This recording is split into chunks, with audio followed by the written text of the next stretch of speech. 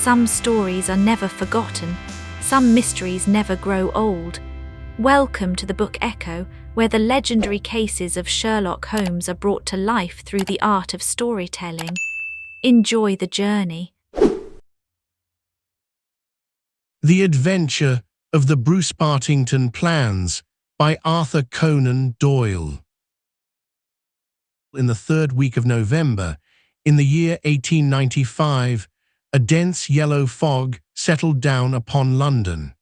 From the Monday to the Thursday, I doubt whether it was ever possible from our windows in Baker Street to see the loom of the opposite houses. The first day Holmes had spent in cross-indexing his huge book of references. The second and third had been patiently occupied upon a subject which he had recently made his hobby, the music of the Middle Ages. But when, for the fourth time, after pushing back our chairs from breakfast, we saw the greasy, heavy brown swirl still drifting past us and condensing in oily drops upon the window panes, my comrade's impatient and active nature could endure this drab existence no longer. He paced restlessly about our sitting room in a fever of suppressed energy, biting his nails, tapping the furniture, and chafing against inaction. "Nothing of interest in the paper, Watson," he said, and was aware that by anything of interest, Holmes meant anything of criminal interest. There was the news of a revolution, of a possible war, and of an impending change of government, but these did not come within the horizon of my companion. I could see nothing recorded in the shape of crime which was not commonplace and futile. Holmes groaned and resumed H.S. restless meanderings. "The London criminal is certainly a dull fellow," said he in the querulous voice of the sportsman whose game has failed him. "Look out this window, Watson. See how the figures loom up, are dimly seen, and then blend once more into the cloud bank. The thief or the murderer could roam London on such a day as the tiger does the jungle, unseen until he pounces, and then evident only to his victim. There have," said I, "been numerous petty thefts." Holmes snorted his contempt.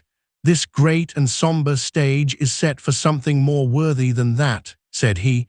"It is fortunate for this community that I am not a criminal." "It is, indeed," said I heartily. "Suppose that I were Brooks or Woodhouse, or any of the 50 men who have good reason for taking my life, how long could I survive against my own pursuit? A summons, a bogus appointment, and all would be over. It is well they don't have days of fog in the Latin countries, the countries of assassination.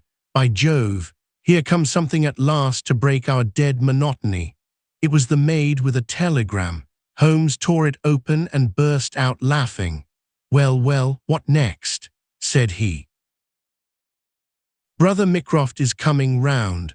"Why not?" I asked. "Why not? It is as if you met a tramcar coming down a country lane. Mycroft has his rails and he runs on them.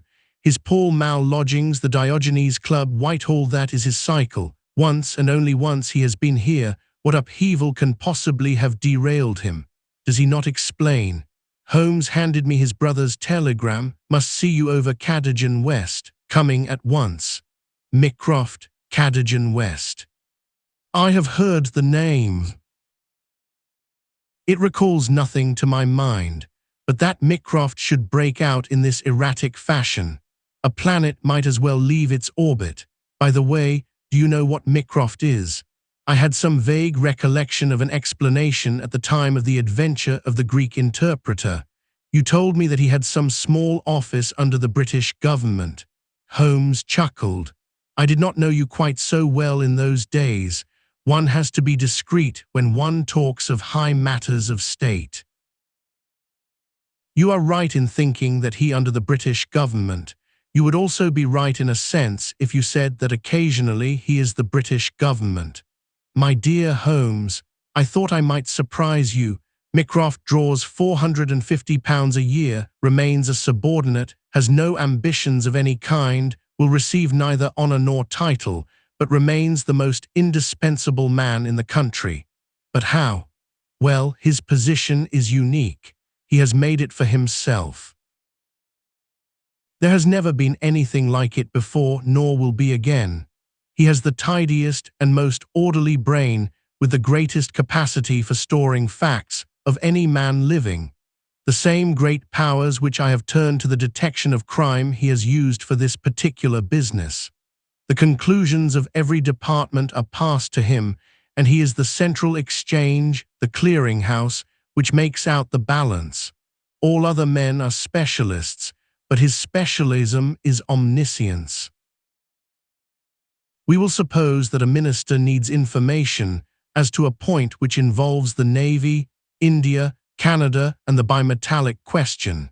He could get his separate advices from various departments upon each, but only Mycroft can focus them all and say offhand how each factor would affect the other. They began by using him as a shortcut, a convenience. Now he has made himself an essential. In that great brain of his everything is pigeonholed and can be handed out in an instant. Again and again his word has decided the national policy. He lives in it. He thinks of nothing else save when, as an intellectual exercise, he unbends if I call upon him and ask him to advise me on one of my little problems. But Jupiter is descending today. What on earth can it mean? Who is Cadogan West, and what is he to Mycroft? I have it, I cried, and plunged among the litter of papers upon the sofa. Yes, yes, here he is, sure enough. Cadogan West was the young man who was found dead on the Underground on Tuesday morning. Holmes sat up at attention, his pipe halfway to his lips. This must be serious, Watson. A death which has caused my brother to alter his habits can be no ordinary one. What in the world can he have to do with it? The case was featureless as I remember it.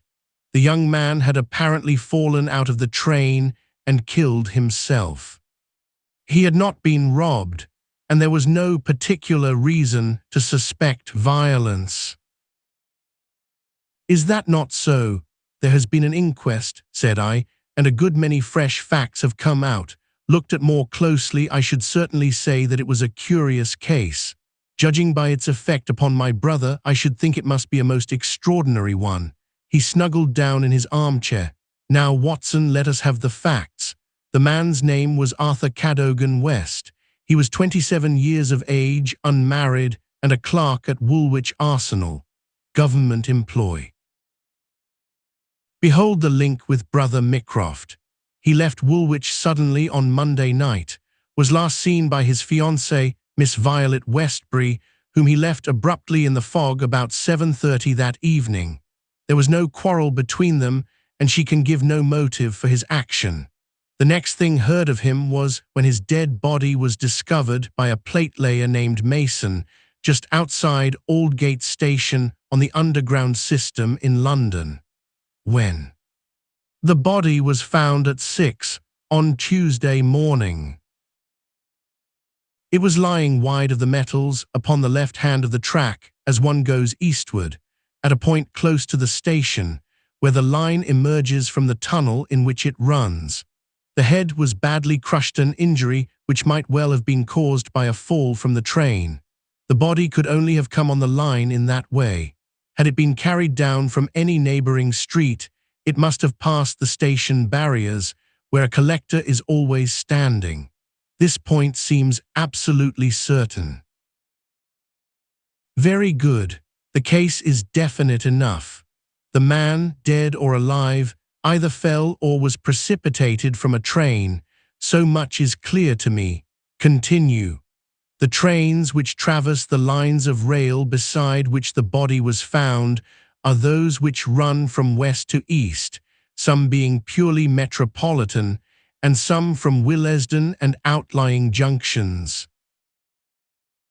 It can be stated for certain that this young man, when he met his death, was travelling in this direction at some late hour of the night, but at what point he entered the train it is impossible to state. His ticket, of course, would show that. There was no ticket in his pockets. No ticket. Dear me, Watson, this is really very singular. According to my experience, it is not possible to reach the platform of a metropolitan train without exhibiting one's ticket. Presumably, then, the young man had one. Was it taken from him in order to conceal the station from which he came? It is possible. Or did he drop it in the carriage? That is also possible. But the point is of curious interest. I understand that there was no sign of robbery. Apparently not. There is a list here of his possessions. His purse contained £2.15. He had also a checkbook on the Woolwich branch of the Capital and Counties Bank.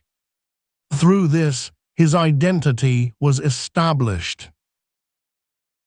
There were also 2 dress circle tickets for the Woolwich Theatre, dated for that very evening, also a small packet of technical papers. Holmes gave an exclamation of satisfaction. There we have it at last, Watson. British Government Woolwich. Arsenal technical papers, brother Mycroft, the chain is complete. But here he comes, if I am not mistaken, to speak for himself. A moment later, the tall and portly form of Mycroft Holmes was ushered into the room. Heavily built and massive, there was a suggestion of uncouth physical inertia in the figure, but above this unwieldy frame there was perched a head so masterful in its brow, so alert in its steel-grey, deep-set eyes, so firm in its lips, and so subtle in its play of expression, that after the first glance one forgot the gross body and remembered only the dominant mind. At his heels came our old friend Lestrade, of Scotland Yard, thin and austere.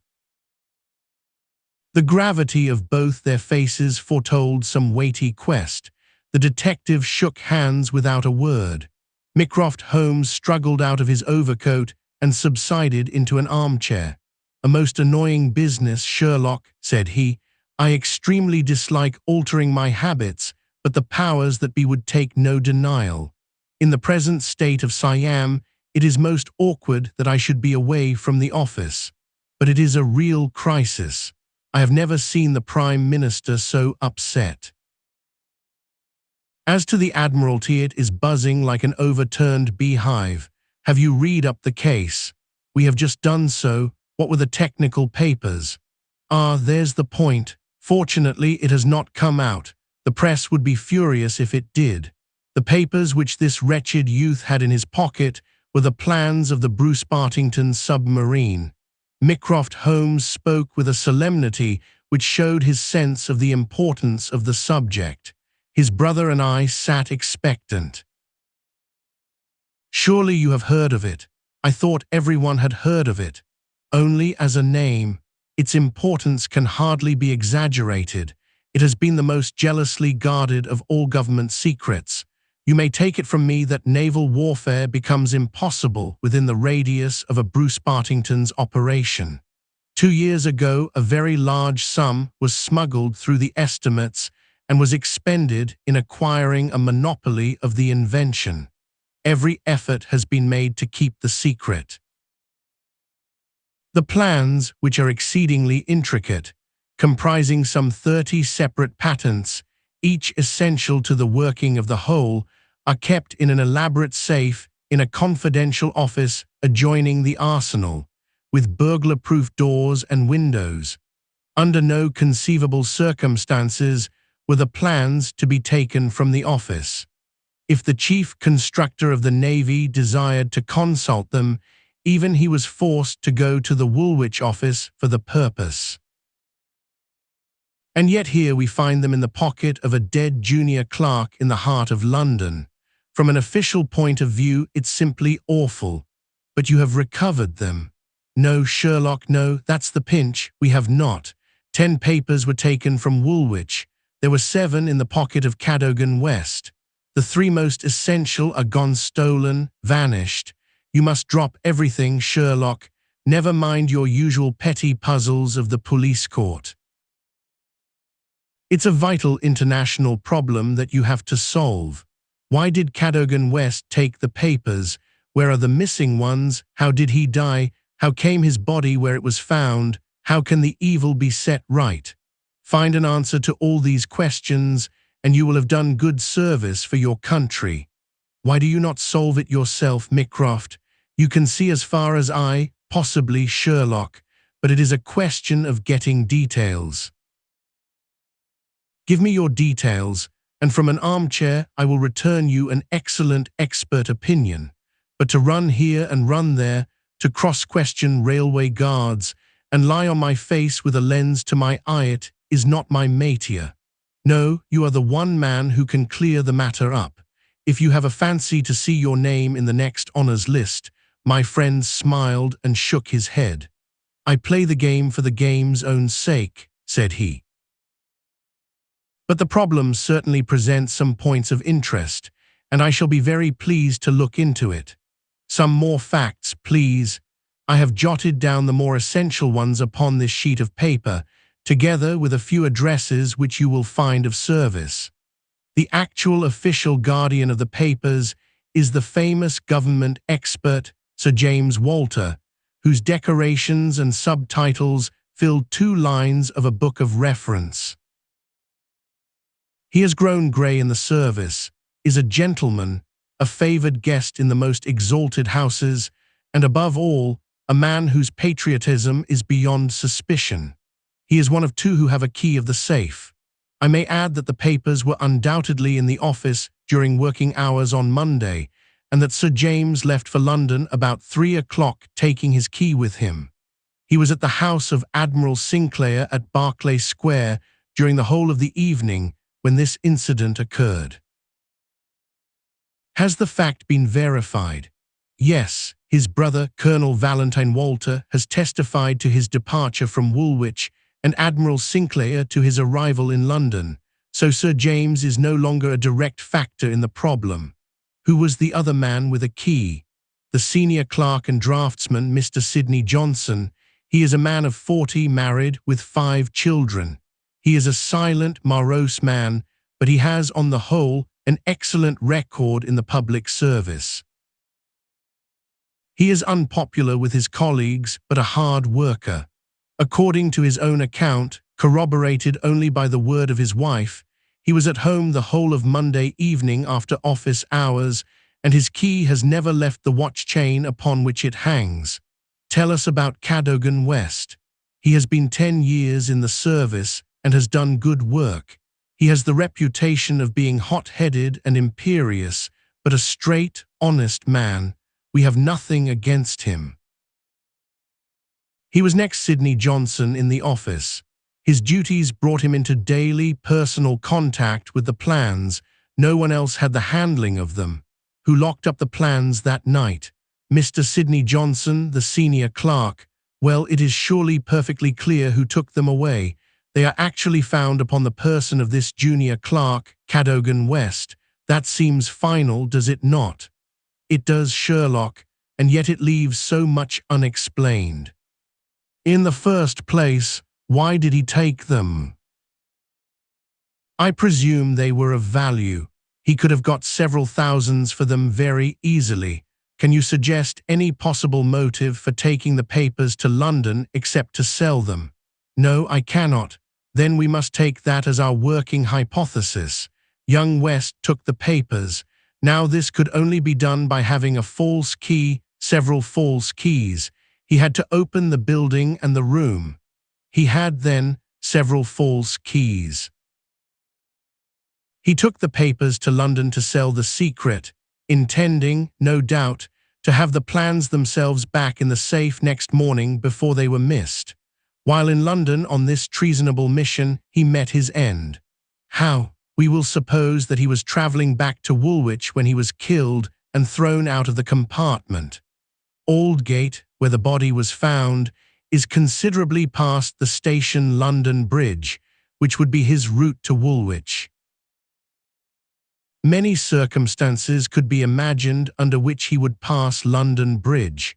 There was someone in the carriage, for example, with whom he was having an absorbing interview. This interview led to a violent scene in which he lost his life. Possibly he tried to leave the carriage, fell out on the line, and so met his end. The other closed the door. There was a thick fog, and nothing could be seen. No better explanation can be given with our present knowledge, and yet consider, Sherlock, how much you leave untouched. We will suppose, for argument's sake, that young Cadogan West had determined to convey these papers to London. He would naturally have made an appointment with the foreign agent and kept his evening clear. Instead of that, he took 2 tickets for the theatre, escorted his fiancée halfway there, and then suddenly disappeared. "A blind," said Lestrade, who had sat listening with some impatience to the conversation. "A very singular one. That is objection number 1. Objection number 2, we will suppose that he reaches London and sees the foreign agent. He must bring back the papers before morning or the loss will be discovered. He took away 10. Only 7 were in his pocket. What had become of the other 3? He certainly would not leave them of his own free will. Then again, where is the price of his treason?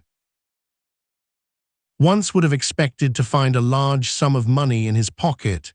It seems to me perfectly clear," said Lestrade.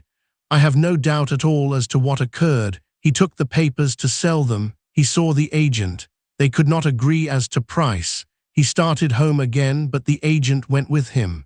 In the train, the agent murdered him, took the more essential papers, and threw his body from the carriage. That would account for everything, would it not? Why had he no ticket? The ticket would have shown which station was nearest the agent's house. Therefore he took it from the murdered man's pocket." "Good, Lestrade, very good," said Holmes.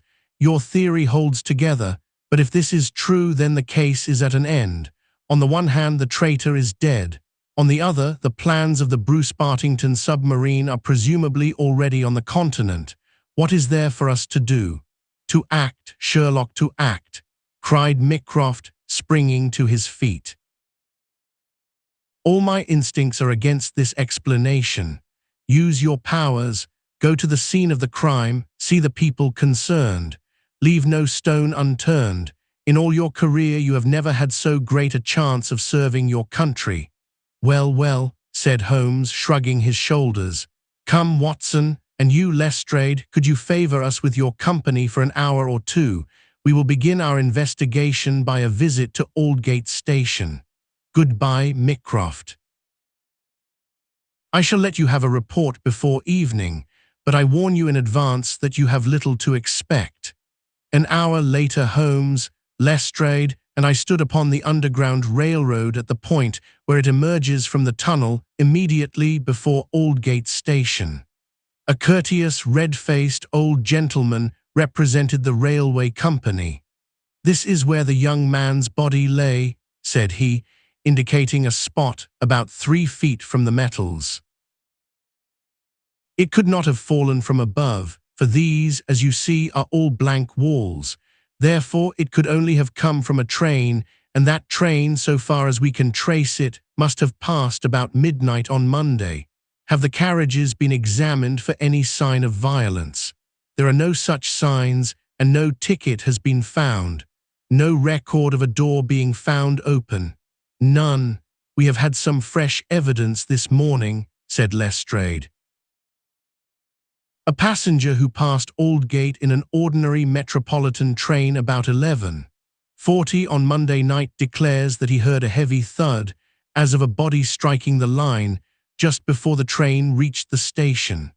There was dense fog, however, and nothing could be seen. He made no report of it at the time.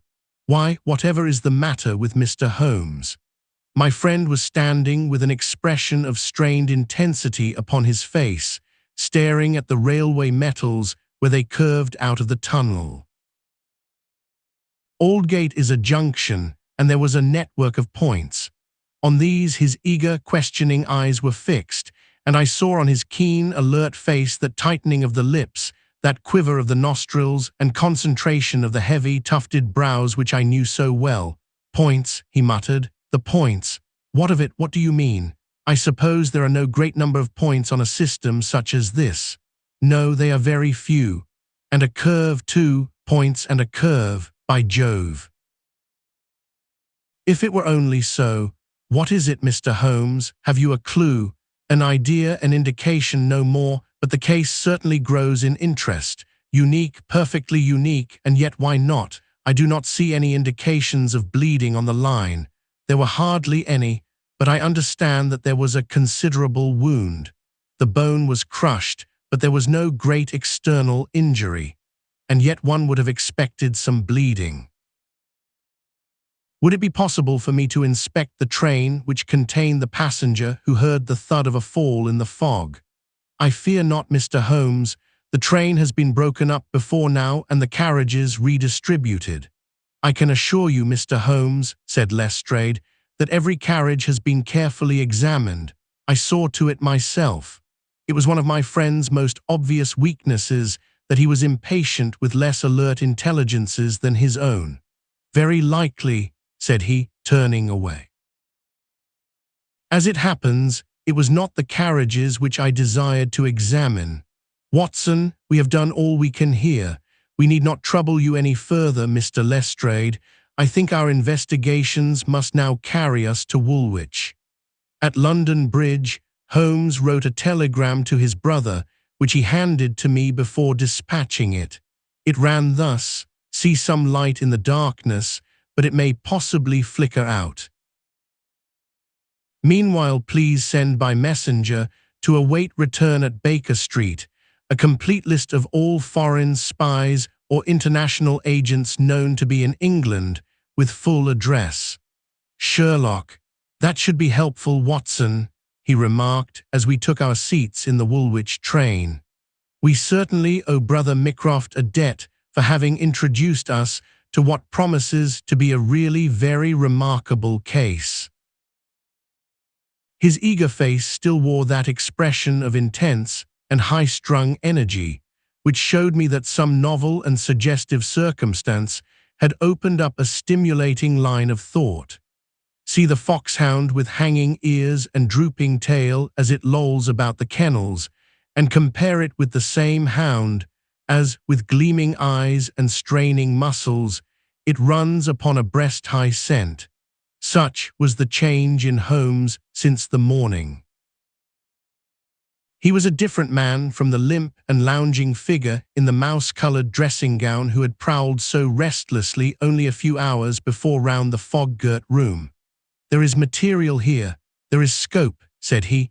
I am dull indeed not to have understood its possibilities. Even now they are dark to me. The end is dark to me also, but I have hold of one idea which may lead us far. The man met his death elsewhere, and his body was on the roof of a carriage. On the roof. Remarkable, is it not? But consider the facts. Is it a coincidence that it is found at the very point where the train pitches and sways as it comes round on the points? Is not that the place where an object upon the roof might be expected to fall off? The points would affect no object inside the train. Either the body fell from the roof, or a very curious coincidence has occurred. But now consider the question of the blood. Of course, there was no bleeding on the line if the body had bled elsewhere. Each fact is suggestive in itself. Together they have a cumulative force. And the ticket, too, I cried. Exactly, we could not explain the absence of a ticket. This would explain it. Everything fits together. But suppose it were so, we are still as far as ever from unraveling the mystery of his death. Indeed, it becomes not simpler but stranger. Perhaps, said Holmes thoughtfully, perhaps. He relapsed into a silent reverie, which lasted until the slow train drew up at last in Woolwich station. There he called a cab and drew Mycroft's paper from his pocket. We have quite a little round of afternoon calls to make, said he. I think that Sir James Walter claims our first attention. The house of the famous official was a fine villa with green lawns stretching down to the Thames. As we reached it, the fog was lifting, and a thin, watery sunshine was breaking through. A butler answered our ring. Sir James, sir, said he with solemn face. Sir James died this morning. Good heavens, cried Holmes in amazement. How did he die? Perhaps you would care to step in, sir, and see his brother, Colonel Valentine. Yes, we had best do so. We were ushered into a dim-lit drawing room, where an instant later we were joined by a very tall, handsome, light-haired man of 50, the younger brother of the dead scientist. His wild eyes, stained cheeks, and unkempt hair all spoke of the sudden blow which had fallen upon the household. He was hardly articulate as he spoke of it. "It was this horrible scandal," said he. "My brother Sir James was a man of very sensitive honor, and he could not survive such an affair. It broke his heart. He was always so proud of the efficiency of his department, and this was a crushing blow. We had hoped that he might have given us some indications which would have helped us to clear the matter up. I assure you that it was all a mystery to him as it is to you and to all of us. He had already put all his knowledge at the disposal of the police. Naturally, he had no doubt that Cadogan West was guilty, but all the rest was inconceivable. You cannot throw any new light upon the affair. I know nothing myself save what I have read or heard.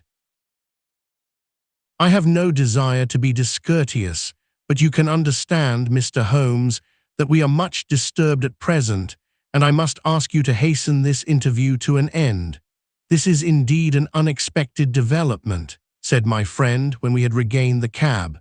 "I wonder if the death was natural or whether the poor old fellow killed himself. If the latter, may it be taken as some sign of self-reproach for duty neglected. We must leave that question to the future. Now we shall turn to the Cadogan Wests. A small but well-kept house in the outskirts of the town sheltered the bereaved mother. The old lady was too dazed with grief to be of any use to us, but at her side was a white-faced young lady who introduced herself as Miss Violet Westbury, the fiancée of the dead man, and the last to see him upon that fatal night. "I cannot explain it, Mr. Holmes," she said. "I have not shut an eye since the tragedy, thinking night and day what the true meaning of it can be. Arthur was the most single-minded, chivalrous, patriotic man upon earth. He would have cut his right hand off before he would sell a state secret confided to his keeping. It is absurd, impossible, preposterous to anyone who knew him. But the facts, Miss Westbury, yes, I admit I cannot explain them. Was he in any want of money? No, his needs were very simple and his salary ample. He had saved a few hundreds, and we were to marry at the new year. No signs of any mental excitement. Come, Miss Westbury, be absolutely frank with us." The quick eye of my companion had noted some change in her manner. She colored and hesitated. "Yes," she said at last, "I had a feeling that there was something on his mind. For long, only for the last week or so, he was thoughtful and worried. Once I pressed him about it. He admitted that there was something and that it was concerned with his official life. It is too serious for me to speak about, even to you," said he. I could get nothing more. Holmes looked grave. "Go on, Miss Westbury. Even if it seems to tell against him, go on. We cannot say what it may lead to." "Indeed, I have nothing more to tell. Once or twice it seemed to me that he was on the point of telling me something. He spoke one evening of the importance of the secret, and I have some recollection that he said that no doubt foreign spies would pay a great deal to have it." My friend's face grew graver still. "Anything else?" "He said that we were slack about such matters, that it would be easy for a traitor to get the plans. Was it only recently that he made such remarks?" "Yes, quite recently."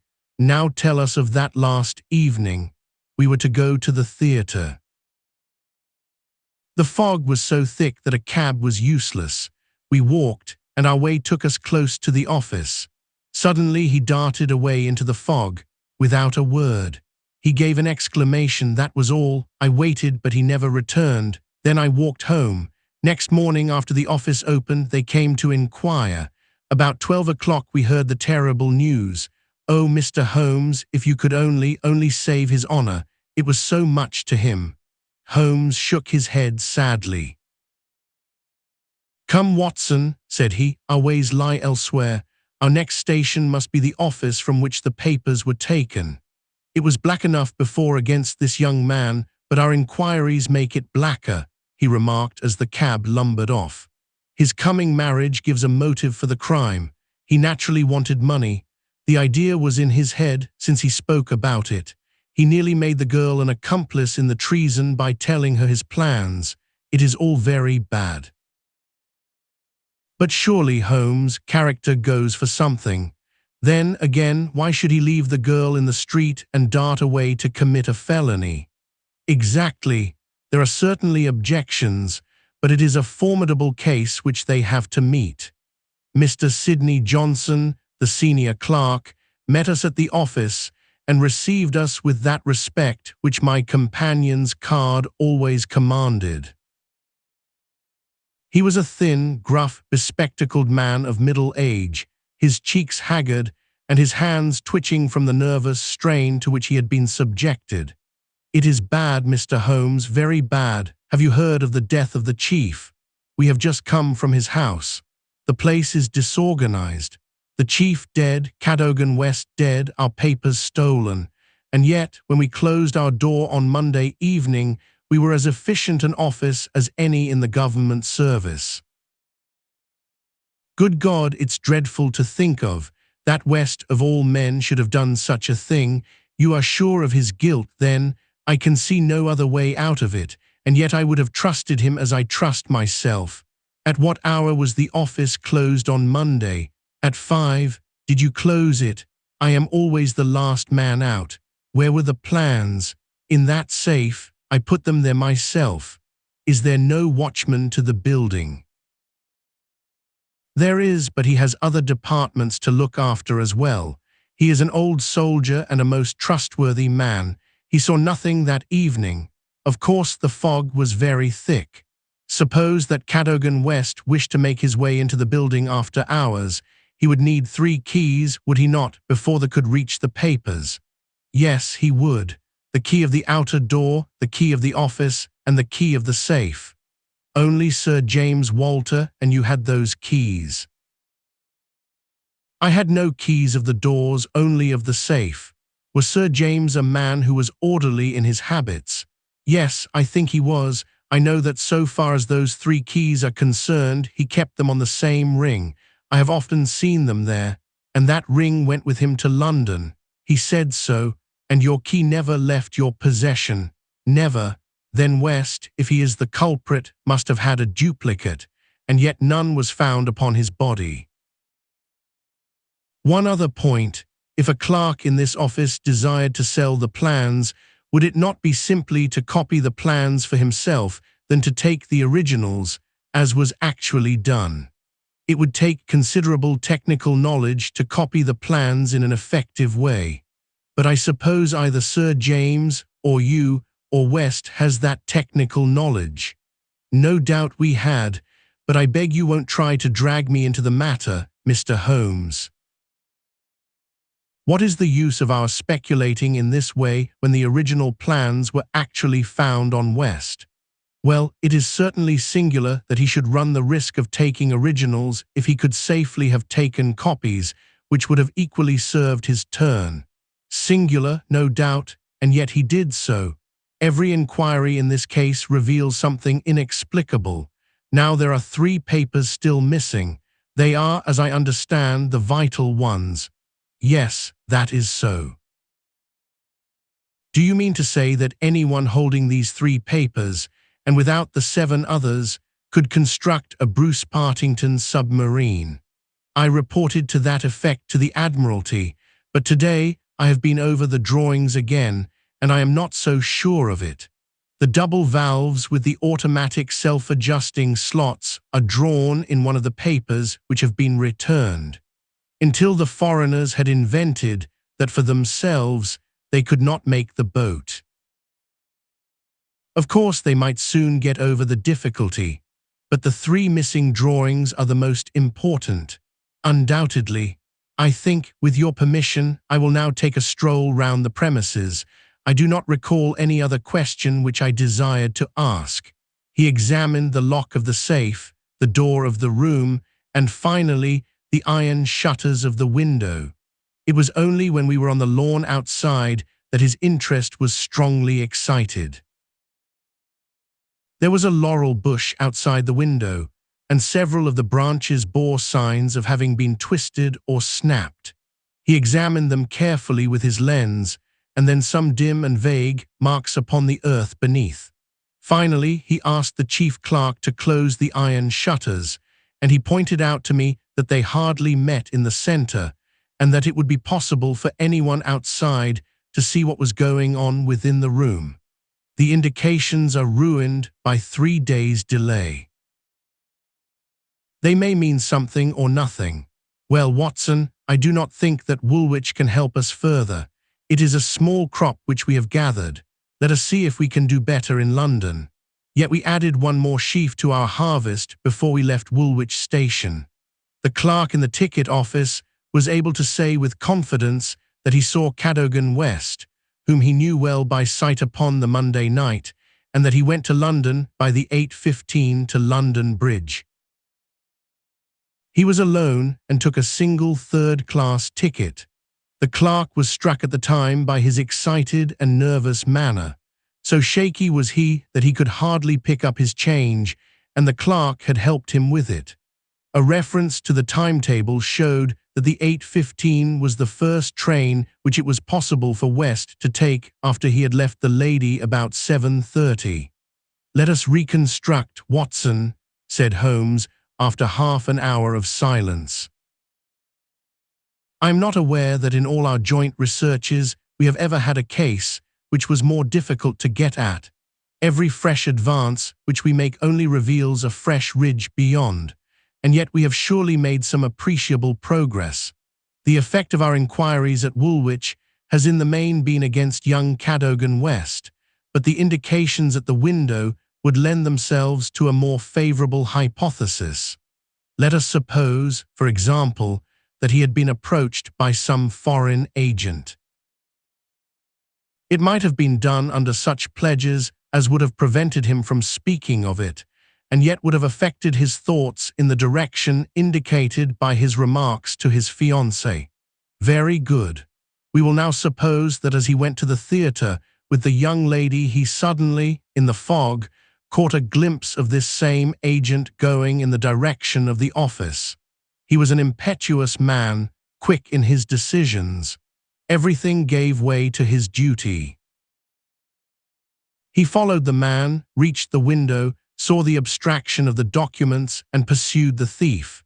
In this way we get over the objection that no one would take originals when he could make copies. This outsider had to take originals. So far it holds together. What is the next step? Then we come into difficulties.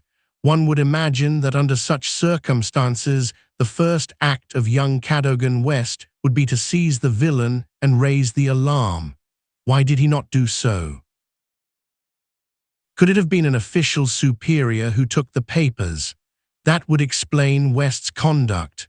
Or could the chief have given West the slip in the fog, and West started at once to London to head him off from his own rooms, presuming that he knew where the rooms were? The call must have been very pressing, since he left his girl standing in the fog and made no effort to communicate with her. Our scent runs cold here, and there is a vast gap between either hypothesis and the laying of West's body, with 7 papers in his pocket, on the roof of a metropolitan train. My instinct now is to form the other end. If Mycroft has given us the list of addresses, we may be able to pick our man and follow 2 tracks instead of 1. Surely enough, a note awaited us at Baker Street. A government messenger had brought it post-haste. Holmes glanced at it and threw it over to me. There are numerous small fry, but few who would handle so big an affair. The only men worth considering are Adolphe Mayer, of 13 Great George Street, Westminster, Louis La Rothiere, of Campden Mansions, Notting Hill, and Hugo Oberstein, 13 Caulfield Gardens, Kensington. The latter was known to be in town on Monday and is now reported as having left. Glad to hear you have seen some light. The cabinet awaits your final report with the utmost anxiety. Urgent representations have arrived from the very highest quarter. The whole force of the state is at your back if you should need it. Mycroft. I'm afraid, said Holmes, smiling, that all the Queen's horses and all the Queen's men cannot avail in this matter. He had spread out his big map of London and leaned eagerly over it. Well, well, said he presently with an exclamation of satisfaction, things are turning a little in our direction at last. Why, Watson, I do honestly believe that we are going to pull it off, after all. He slapped me on the shoulder with a sudden burst of hilarity. I am going out now. It is only a reconnaissance.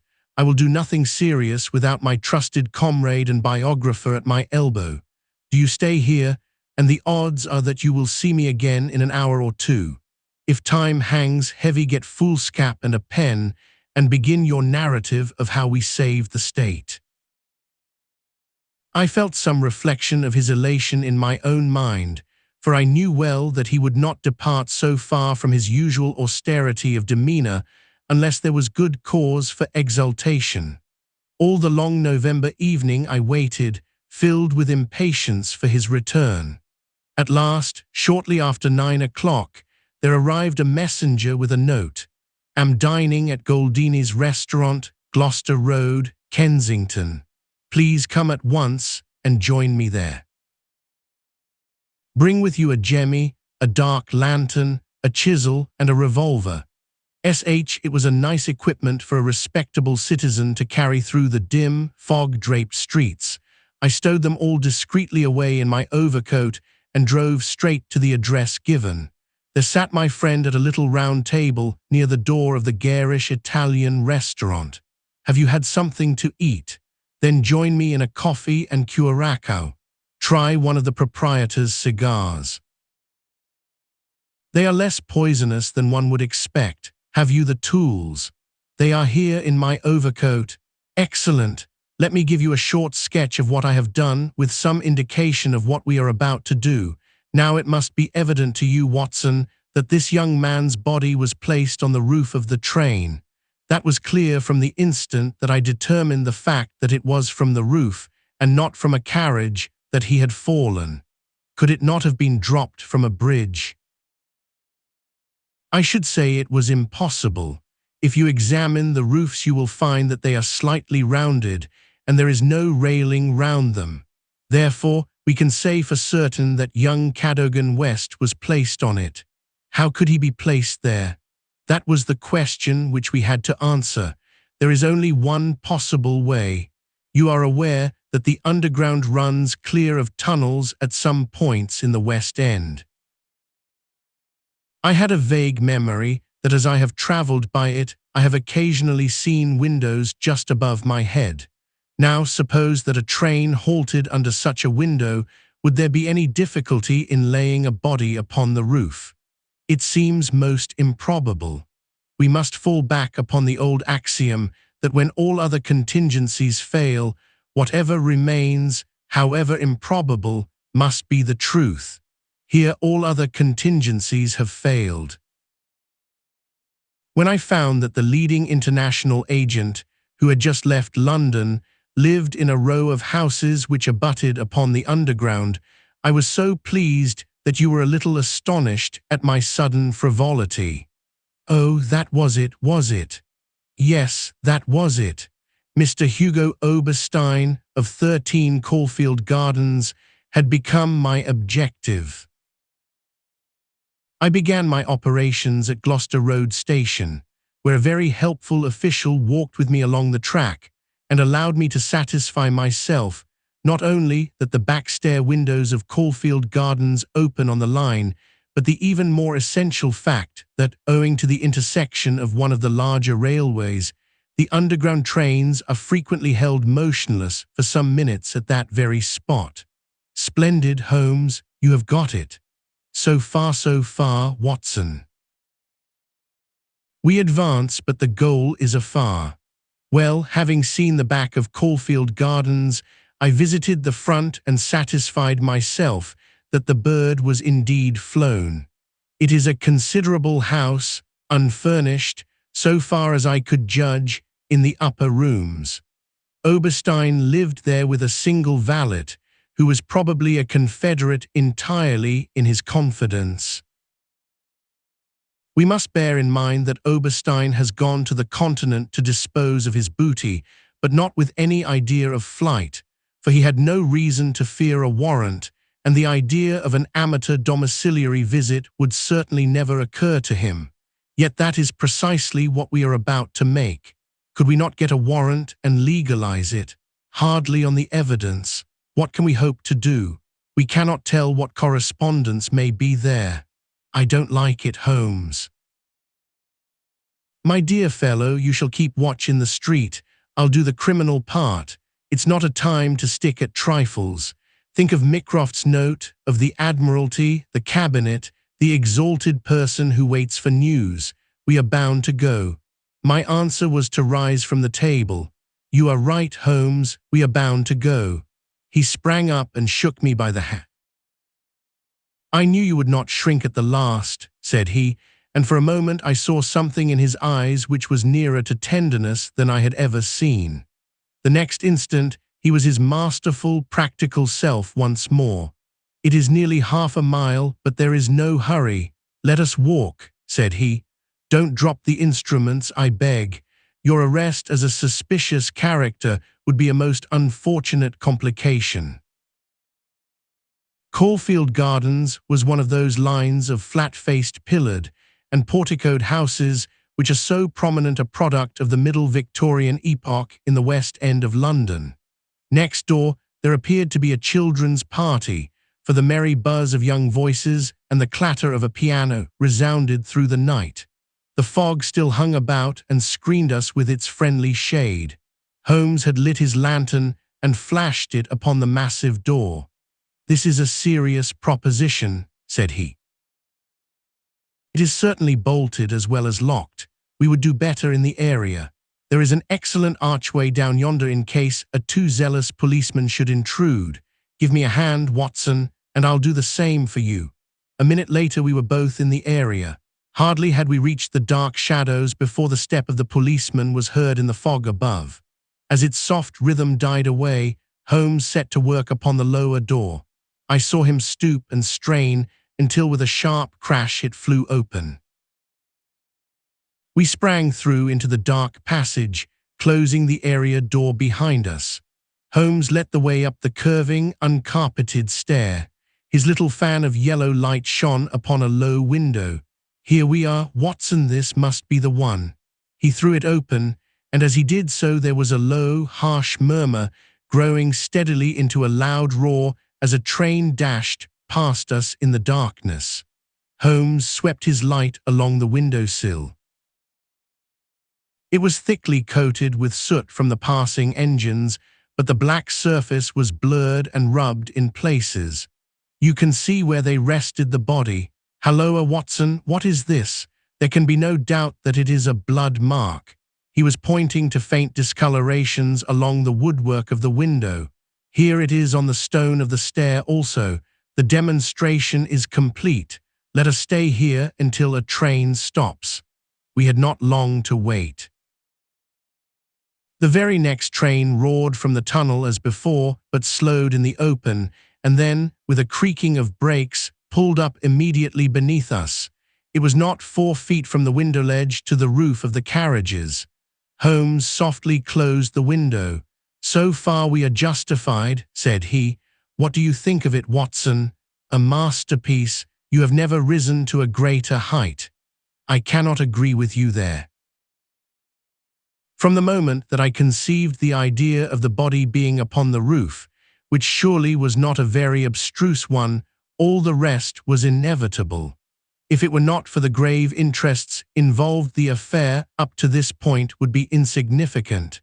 Our difficulties are still before us, but perhaps we may find something here which may help us. We had ascended the kitchen stair and entered the suite of rooms upon the first floor. One was a dining room, severely furnished and containing nothing of interest. A second was a bedroom, which also drew blank. The remaining room appeared more promising, and my companion settled down to a systematic examination. It was littered with books and papers, and was evidently used as a study. Swiftly and methodically Holmes turned over the contents of drawer after drawer and cupboard after cupboard, but no gleam of success came to brighten his austere face. At the end of an hour he was no further than when he started. "The cunning dog has covered his tracks," said he. "He has left nothing to incriminate him. His dangerous correspondence has been destroyed or removed. This is our last chance." It was a small tin cash box which stood upon the writing desk. Holmes pried it open with his chisel. Several rolls of paper were within, covered with figures and calculations, without any note to show to what they referred. The recurring words, water pressure and pressure to the square inch, suggested some possible relation to a submarine. Holmes tossed them all impatiently aside. There only remained an envelope with some small newspaper slips inside it. He shook them out on the table, and at once I saw by his eager face that his hopes had been raised. "What's this, Watson? What's this?" Record of a series of messages in the advertisements of a paper. Daily Telegraph agony column by the print and paper. Right-hand top corner of a page. No dates but messages arrange themselves. This must be the first. Hope to hear sooner. Terms agreed to. Write fully to address given on card. Piero. Next comes too complex for description. Must have full report. Stuff awaits you when goods delivered. Piero. Then comes matter presses. Must withdraw offer unless contract completed. Make appointment by letter. Will confirm by advertisement. Piero. Finally, Monday night after 9. 2 taps. Only ourselves. Do not be so suspicious. Payment in hard cash when goods delivered. Piero. A fairly complete record, Watson, if we could only get at the man at the other end. He sat lost in thought, tapping his fingers on the table. Finally, he sprang to his feet. "Well, perhaps it won't be so difficult after all. There is nothing more to be done here, Watson. I think we might drive round to the offices of the Daily Telegraph, and so bring a good day's work to a conclusion." Mycroft, Holmes and Lestrade had come round by appointment after breakfast next day, and Sherlock Holmes had recounted to them our proceedings of the day before. The professional shook his head over our confessed burglary. "We can't do these things in the force, Mr. Holmes," said he. "No wonder you get results that are beyond us. But some of these days you'll go too far, and you'll find yourself and your friend in trouble. For England, home and beauty, Watson. Martyrs on the altar of our country, but what do you think of it, Mycroft? Excellent, Sherlock, admirable, but what use will you make of it?" Holmes picked up the Daily Telegraph which lay upon the table. "Have you seen Piero's advertisement today?" "What, another one?" "Yes, here it is. Tonight, same hour, same place, 2 taps, most vitally important, your own safety at stake." "Piero, by George," cried Lestrade, "if he answers that we've got him." "That was my idea when I put it in. I think if you could both make it convenient to come with us about 8 o'clock to Caulfield Gardens, we might possibly get a little nearer to a solution." One of the most remarkable characteristics of Sherlock Holmes was his power of throwing his brain out of action and switching all his thoughts on to lighter things whenever he had convinced himself that he could no longer work to advantage.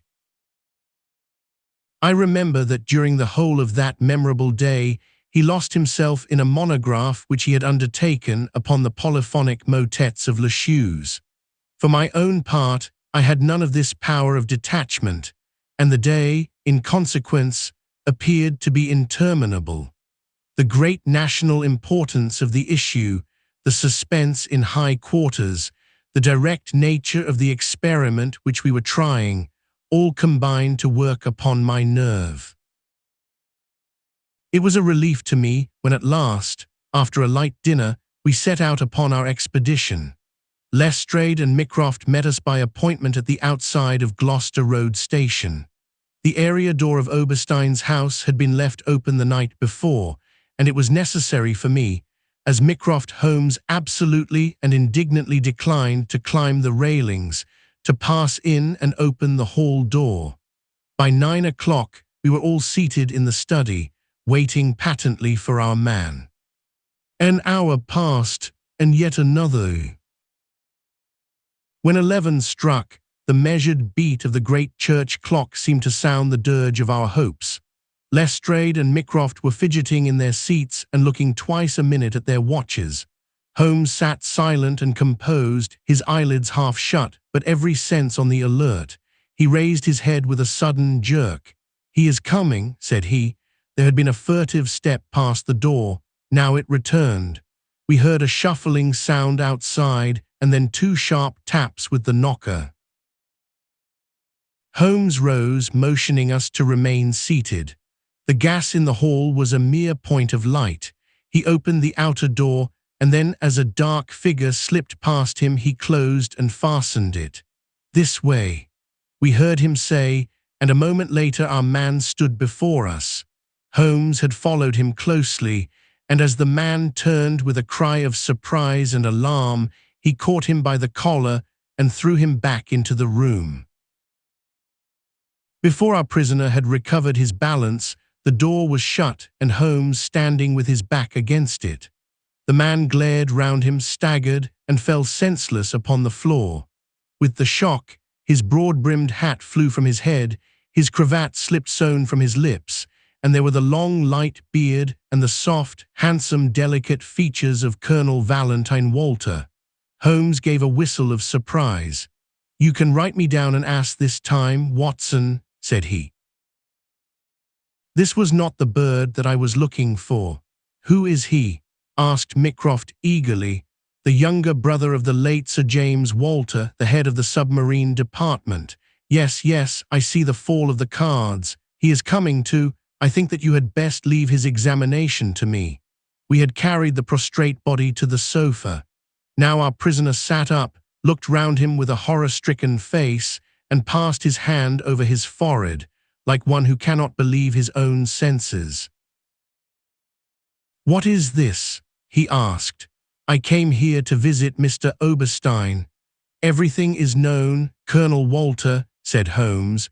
"How an English gentleman could behave in such a manner is beyond my comprehension. But your whole correspondence and relations with Oberstein are within our knowledge. So also are the circumstances connected with the death of young Cadogan West.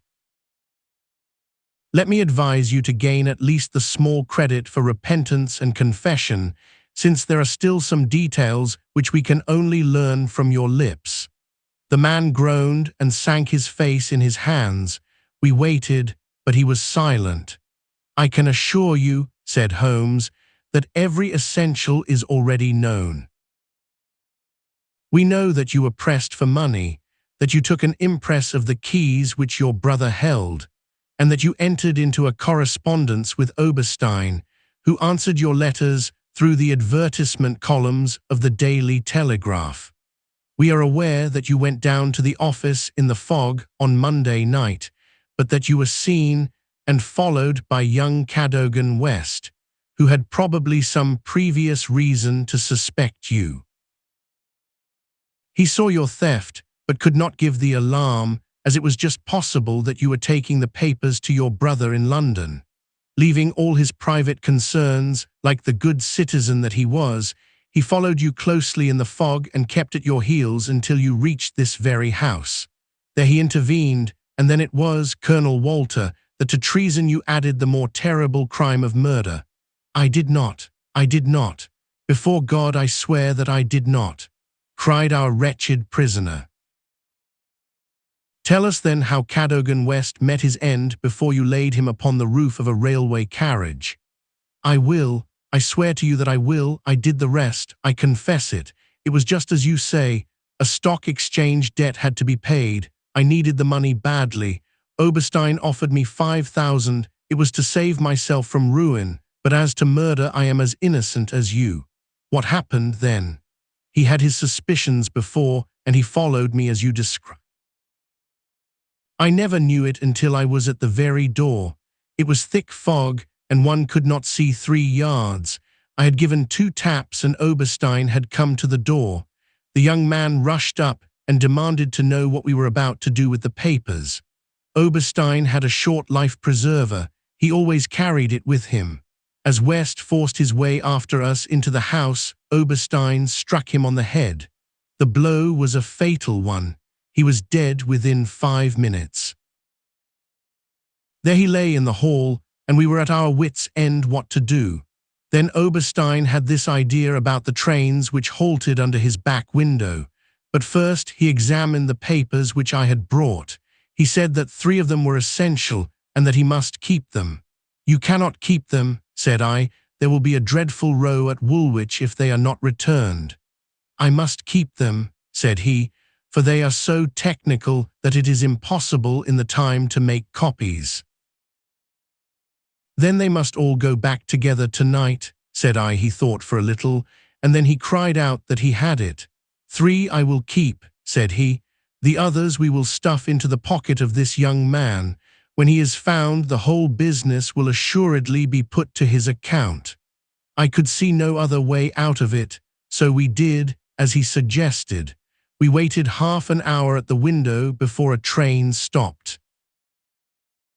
It was so thick that nothing could be seen, and we had no difficulty in lowering West's body onto the train. That was the end of the matter so far as I was concerned. "And your brother?" He said nothing, but he had caught me once with his keys, and I think that he suspected. I read in his eyes that he suspected. As you know, he never held up his head again. There was silence in the room.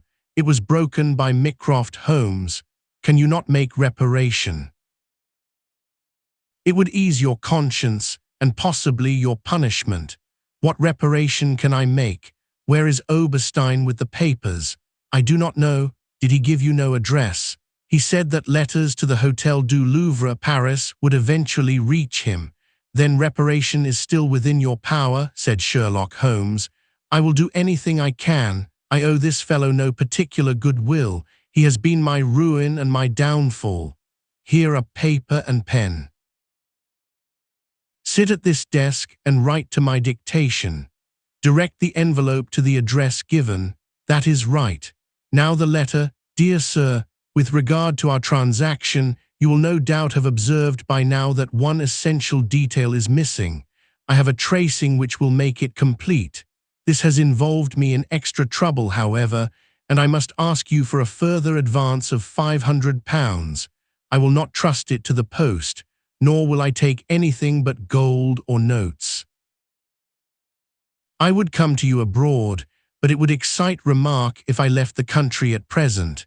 Therefore, I shall expect to meet you in the smoking room of the Charing Cross Hotel at noon on Saturday.